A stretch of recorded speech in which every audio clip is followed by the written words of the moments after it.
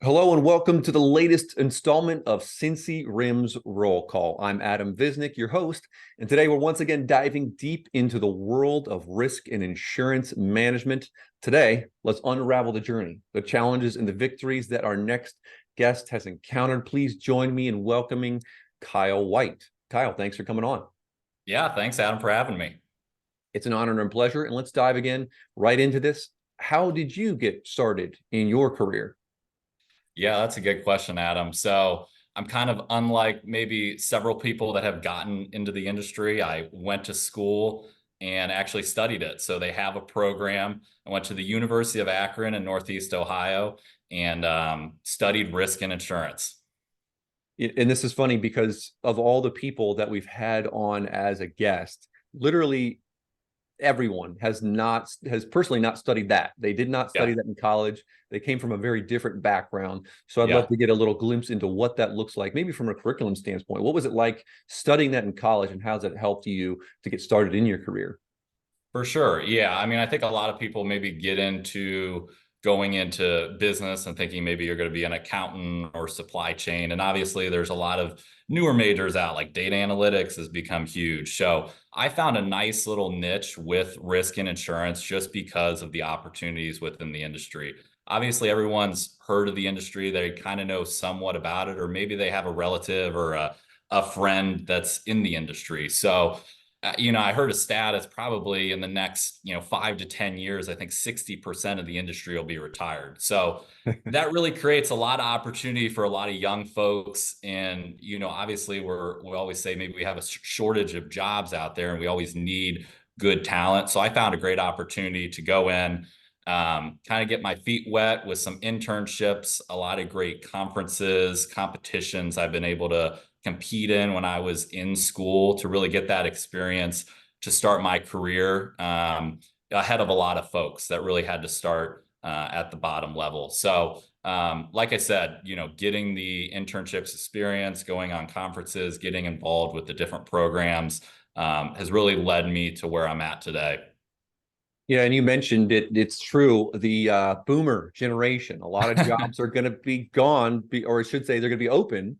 A lot of jobs are Yep. going to be open because the boomer generation is, the largest demographic. They're leaving a lot of jobs, obviously, for retirement, and that leaves an opportunity for people like yourself, young professionals, as they might say. I'm no longer a young professional per my gray hair, so I'm out of that No. demographic. But you have come in, and I think you're a perfect example of what it means to fill right into that position. You got an internship, studied in college, and from your resume, so to speak, the things have kind of shaped up for you where you're in that insurance world. And I think Yep. you could probably speak better than most, and when it comes to just starting right away into this space, because as we kind of mentioned before, the people that we've interviewed previously, they started out in different worlds, and then they ended up in the risk management position. Uh, Yep. so with that said, break that down for me, what that means to you. What, in layman's terms, does a risk manager do in your world? Yeah, that's a good question. I think we're a unique industry. Everyone's got a unique title. They're a agent, they're a broker, they're a risk advisor, there's a there's all these different people. I Mhm. would say if you're talking about just a risk manager, not every company is going to have necessarily a risk manager. Maybe it's the CEO that's in charge of the risk and insurance program, or maybe they put it in finance. So, like a CFO might handle this, or maybe somebody in HR handles a lot of the risk and insurance buying and strategy and program. I would say if you're looking at larger companies, so over $100 million of revenue, and then you're just thinking of companies that have a lot of risk in nature. So, Adam, thinking of like construction companies or trucking companies or manufacturing companies. Typically, those companies with the size are going to dedicate someone that's going to just work on risk and insurance. So, I would say I put it in five kind of pillars of what they're looking at. So, I'd say they're looking to identify risk, assess risk, mitigate risk, monitor risk, and then communicate that risk. Mhm. So, we can obviously dive into each one of those if you'd like, but from a high level perspective, I think that's kind of what they're doing on a day-to-day basis. And then where my role really steps in is being so front facing with those type of folks, the risk managers or the CFOs, is just really being an advocate on their behalf, doing all of the things I discussed Mhm. in more detail, and then providing more services to help them, if it's, claims management or additional loss control, working with their safety team or data analytics or the different trends, the emerging risks, all that stuff that goes into their day-to-day role within the company. Yeah, we could absolutely dive into each one of those. And I think that even could be a topic for another day for each one Yeah. of those. And for me, though, what one of those five pillars you mentioned, which one excites you the most? What got you really juiced up to work with clients on that and those roles? Yeah.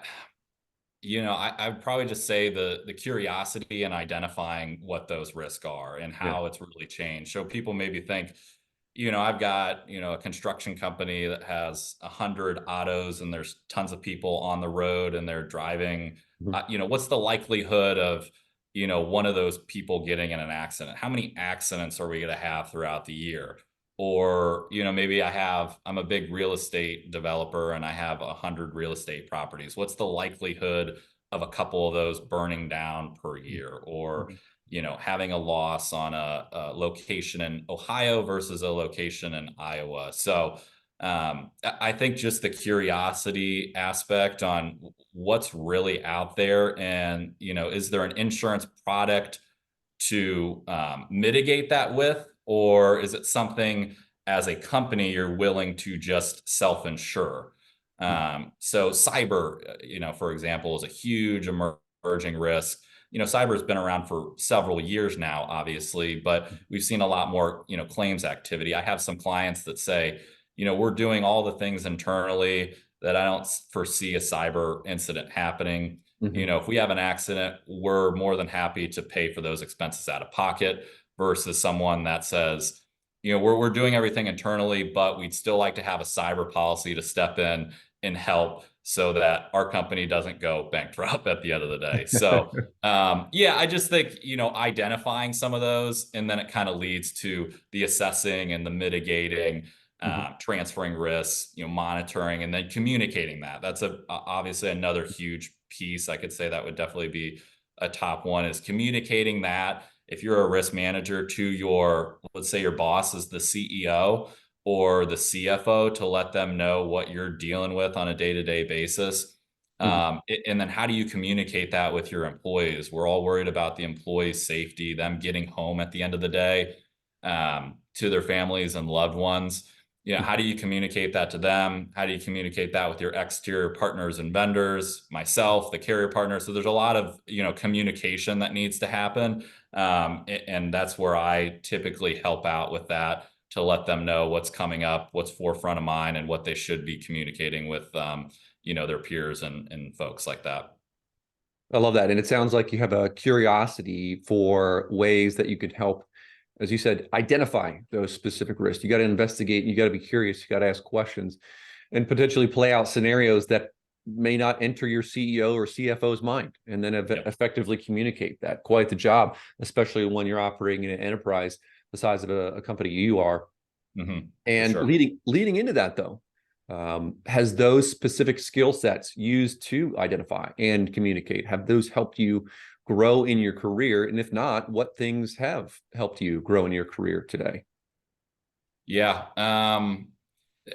My role is pretty unique, I would say. I mean, you definitely have to be the, risk and insurance expert, lead the team of service folks and all the people that I mentioned, from loss control and claims and, your data analytics team and all of that. But then there's also the, kind of more of the sales side of things. How do you get in front of your prospective clients? How do you maintain and keep those relationships with the clients you already have? So, a lot of that's, come with, I would say, like, experience is obviously helpful, but, preparing myself in school and the experience that I've had in the couple of years have helped me kind of shape my model, to really be able to kind of grow that for a long-term perspective.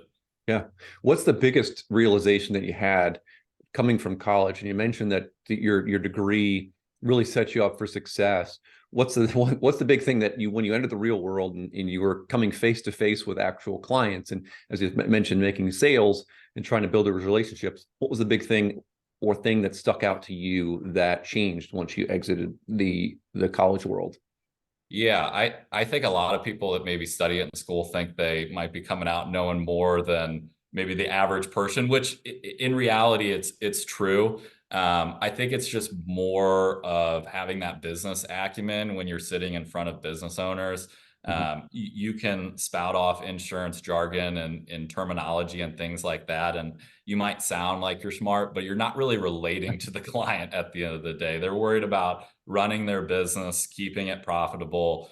And insurance is typically not always the top of their mind. So just having that confidence and executive presence, and you get around a boardroom that they're looking at you not only as the person that's got to help them, but the team that's around you to help them. I think that was just the biggest adjustment coming out of school, of just having that business acumen of knowing their business and the struggles that they go with that might not necessarily be involved with risk and insurance. There's always a factor that could play in there, but helping them just really drive their business, from a growth perspective and things like that, or whatever they're really Mhm. passionate about. Yeah, I think that's a great answer. I love that too, because it is true. We come out of college, even me back in the day, came out of college thinking I know a darn amount. Truth be told, Yeah, I didn't know a dang thing. And being yeah, able to yeah. sit in front of an already experienced professional and being able to talk to them face to face, crucial for success and building a relationship. And you're right. I think that's true that people don't necessarily put insurance top of mind, especially when you're speaking to someone in the C-suite or a Yeah. founder. They're worried about, hey, can our product be better? Maybe how do we increase revenue, not necessarily the back end of insurance. And so Mhm. you being the expert coming in doing that is certainly helpful, but also understanding the general business problems and how you can solve them is crucial too. Yeah. Shifting gears with that and knowing that you've overcome some obstacles that were in your way, who potentially helped you specifically in the world to gain that expertise, who helped you along the way to grow your career and combat some of those obstacles? Yeah, that's a great question. I would say early on in school, it was definitely, the folks that were a part of the program and, my advisor at the time. These are people that, have already had a great career and they're coming back to help young students like myself succeed Mhm. along the way. So you continue to stay in touch with people like that. And I have a great relationship with my advisor still to this day, and we still talk.